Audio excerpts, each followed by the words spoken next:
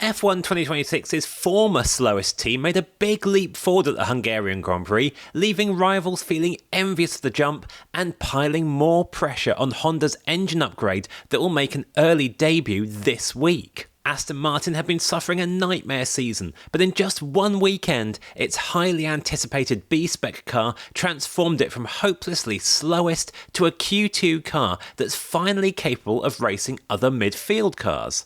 The team had been on average 4.67% off the pace prior to Hungary and had slumped to being 5.41% off the pace at Spa, where it was 2 seconds slower than Cadillac. In Hungary, Aston Martin was a season-best 3.37% off the pace, with Fernando Alonso earning a place in Q2 on Saturday for the first time this season, while on Sunday, both drivers comprehensively beat both Haas, both Williams, both Cadillacs, and even one Alpine. Aston Martin was coming from a very low base, but Adrian Newey's team found well over a second of lap time by bringing a 16-part upgrade to the Hungaroring, with changes to the front wing, floor, diffuser, rear suspension and rear wing.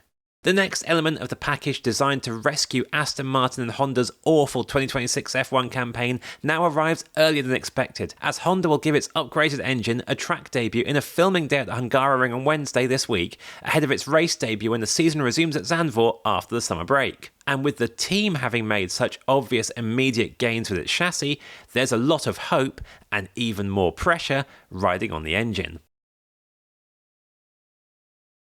Honda's putting all of its eggs into this upgrade basket as the power unit won't change again after this until 2027. The so-called filming day session means Honda and Aston Martin can complete up to 200 kilometers of running on demonstration Pirelli tyres. That will effectively serve as a real-world shakedown for the new engine before it makes its weekend debut at Zandvoort. Whatever progress Aston Martin can make with its car with further upgrades at Zandvoort and another significant package in Baku 1 month later will be highly dependent on how much of its current engine weakness Honda can eliminate. Honda will hope to do so without introducing any unwanted reliability problems, like the engine vibrations that limited Aston Martin's mileage at the start of the year and even risked nerve damage to Alonso and Lance Stroll. Unrelated, unwanted oscillations emerged on Friday in Hungary, but Alonso said they were fixed completely when a new engine was fitted for the rest of the weekend from Saturday, suggesting maybe that's the old power unit that is a bit at the end of its life. When we asked him how important it now was for Honda to improve, given the clear Aston Martin chassis gain, Alonso initially replied, "Some pressure, isn't it?" and then emphasised that both sides of the partnership were helping to tackle each other's weaknesses. Newey and his Aston Martin team have shed the dishonour of the worst car tag. Now it's over to Honda to move towards shedding the worst engine tag, if Aston Martin is to move beyond midfield respectability. Because it's highly likely that had Aston Martin introduced its upgrade at one of the tracks that really shows up the Honda engine's weaknesses, the revised car's debut would have been far more disappointing. Alonso was keen to point out that Aston Martin wasn't on top of the package in Hungary because there's still so much for the team to understand about the overhauled car. It was essentially conducting a highly condensed, very public equivalent to pre-season testing with its car through Hungary's 3 practice sessions. So there will be further gains for the team to find once it fully understands how to get the best out of the package. That's what makes such an immediate leap forward so impressive. However, there is an important caveat to its Hungaroring weekend, in that the upgrade arguably couldn't have made its debut at a more favourable track. The circuit is energy rich and limits the penalty of Aston Martin's painfully inefficient Honda engine. Had it debuted at Spa, it's tricky to see how such a giant leap forward would have been possible when it's still giving away so much on the straights. Just look at the almost comedic Q1 comparison between Alonso's Aston Martin and Valtteri Bottas in F1's new slowest car, the Cadillac. Alonso is 12 km per hour slower than Bottas by the time they reach turn 1, and loses around 3 to 4 tenths of a second on the straights, only to then claw back over a second through the corners, ending up almost 8 tenths faster across the lap. So if the revamped Aston Martin turned up at somewhere like Monza, it's not going to be anywhere near as competitive with this engine. Bottas admitted to being scared of the Aston Martin upgrade because he'd heard rumours it would bring up to 2 seconds of lap time and could isolate Cadillac at the back of the grid. He says those rumours partly came true, in that the improvement figure was fairly accurate, but at least Cadillac wasn't left at the back because of Williams' woeful weekend. Bottas thinks Aston Martin might still be in trouble on tracks with longer straights like Monza though, while Alex Albon thinks Williams could still fight Aston Martin on some circuits purely because of the major straight line speed offset. Aston Martin making such a clear improvement to its chassis in Hungary highlighted how so much of its nightmarish start to 2026 could be explained by some ill-fated design choices Newey and his team made over the winter. It couldn't all be explained by the mistakes Honda made on the engine side, but it is now clear that that's where a big chunk of the remaining deficit is. Compared to the abject embarrassment of most of Aston Martin's 2026 season, reaching Q2 and finishing 13th and 14th was a huge upturn. But in the context of Aston Martin's resources, ambitions, and the lineup of talents it's assembled, that's still absolutely nowhere near what it wants to achieve. For most of the Aston Martin F1 project so far, a performance like the one in Hungary would have been a huge disappointment. But at least the chassis team has shown the potential for making big gains, and with scope to optimise the package and more new parts to come, it has reason to feel confident its progress will continue. The first on-track contact with Honda's new engine will therefore be a nerve-wracking moment for revealing whether both sides of this relationship can move forward in unison, or if an improving chassis is doomed to be held back by a subpar engine right through until 2027.